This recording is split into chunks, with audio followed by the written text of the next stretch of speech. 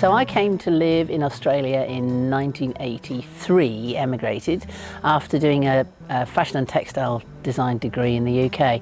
Didn't think I'd ever get to work here as a textile designer because it's a very strange occupation.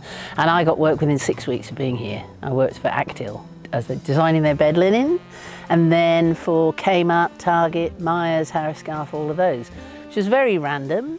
And that's my passion, is designing patterns. But then as the years went on and children appear, then you don't, I ended up in education, and that was really good too, because you get to do a lot of art in education. I work with kids with special needs, and that always works. Art and music are my thing. I've had sort of various occupations along the way, but 10 years ago I just decided, now that's it. Art, that's all I want to do. And it's been hit and miss. You know, sometimes it really works, sometimes no it doesn't. You're sort of scraping things together. You apply for things constantly. You see grants appear with local council, they're fantastic. Port Adelaide and Enfield Council are really good at coming up with grants, and I'm a member of Guildhouse, that fantastic arts community. They come up with all sorts of things as well. So, and then any opportunity I see, I take it and run with it, even if I can't do it. So applied for Wonder Walls and got the wall, which was a complete shock, but that was really good. And then about, would have been 4 years ago, I thought I'll take a risk, and I went to the trade fair in Sydney and the trade fair in Melbourne, and it costs a fortune, $4,000 or $5,000 to do it. Set up a stall and you sit there for 5 days, and it's exhausting, and you talk constantly about how wonderful you are. And then out of that, I scored 13 different shops all over Australia. So that was for my cards. So I do prints of my cards, and I do bigger prints as well, which fit into IKEA frames. They get sent across the world, so that's good. And then I was approached by the Sydney Zoo. So that was the biggest buzz ever. So there's a brand new zoo. It's been open now for 2 years. It's in Bungarraby, it used to be the Western Plains Zoo. And they asked me to design for them for t-shirts. So I have a t-shirt, it's called the Mandi Jones exclusive range, at the zoo, and they do t-shirts and bibs for kids and adults. No bibs for adults, not yet. So 10 years ago, my kids had all gone. I'd been a handyman for about 6 years, so I'd been going out doing handyman stuff for people, for real estate agencies, painting, tiling, grouting, all sorts of stuff.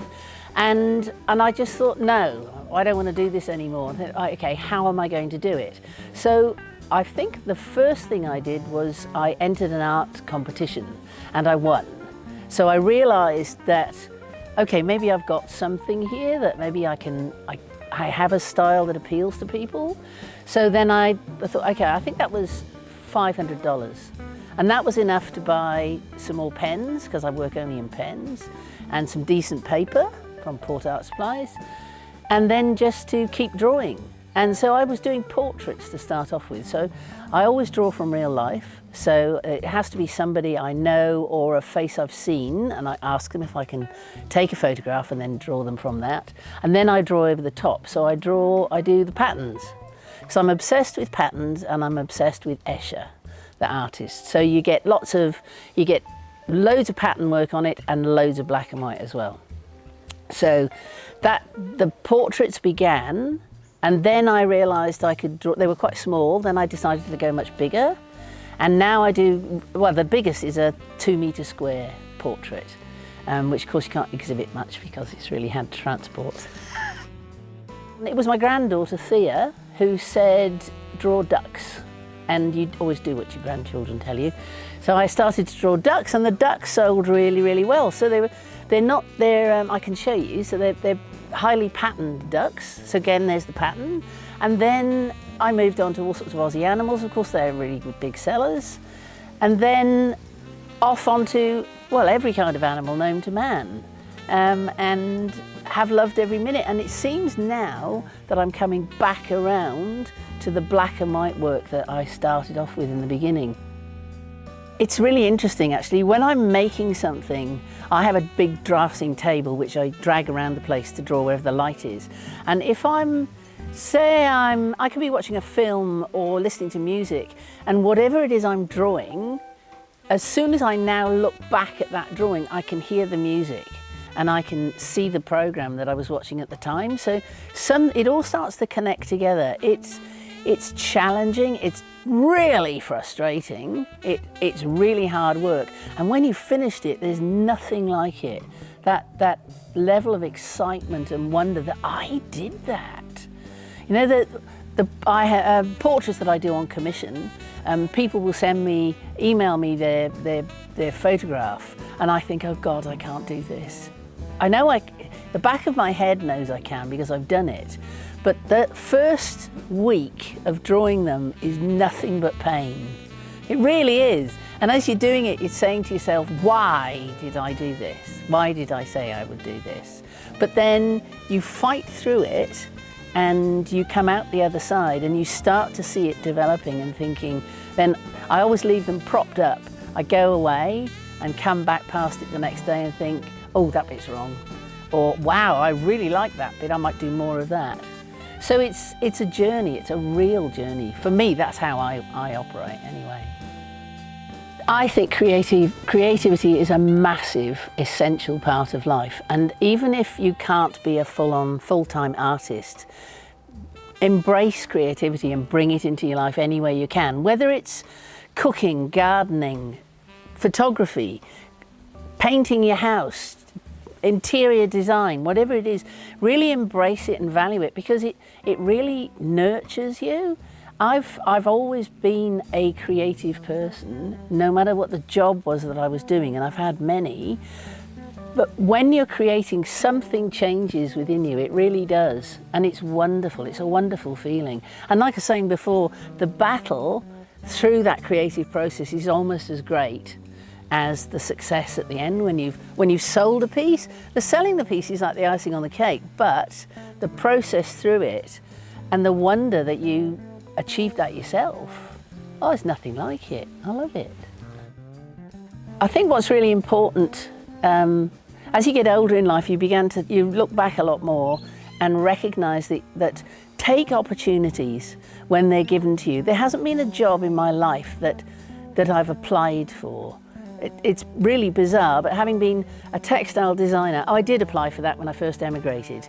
So I got that job, but then after that, I was helping my children at the local primary school, and there was a child there who was special needs, and I found I could work with him, so they offered me work.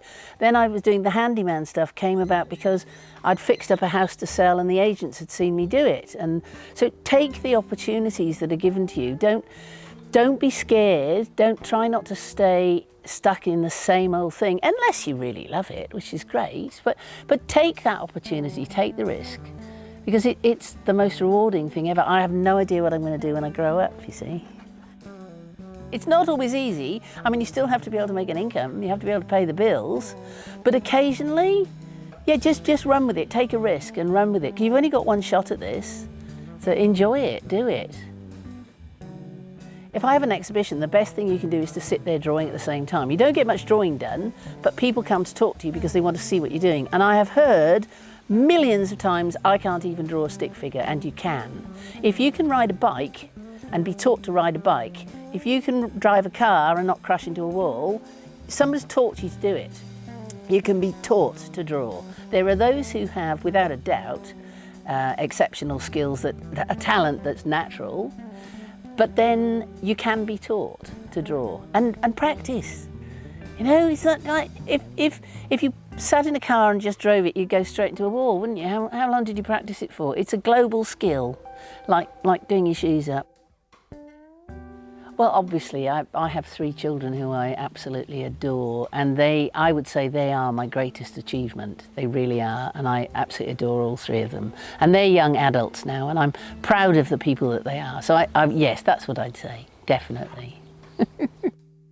It'd have to be the opportunities that have come my way, because the other thing that I do is I work a lot with youth. So I run a youth arts festival every year. It's funded by Port Adelaide Enfield Council and was originally created by the Port Community Arts Centre, and I've been the curator of it for 10 years now. And I go out to 8 high schools and select artwork and then exhibit it in Harts Mill now, because it's become such a big event. And I'm supported by the Art Gallery of South Australia. The youth exhibition is supported by the Art Gallery of South Australia and Adelaide Central School of Art, local MPs and the Port Art Supply Shop and Port News Agency. So many places support them with prizes, and the young people have their work for sale as well. I love doing that. I want to do more of it, because I think helping youth is really important, and encouraging them and supporting them. So I go out to schools and I talk about my journey and what to do. And I also run a portrait and pattern workshop with them. So I've gone out to lots of high schools doing that. And then they email me their images and they are magnificent. And then I feel like I've made a difference, which is great. Yeah.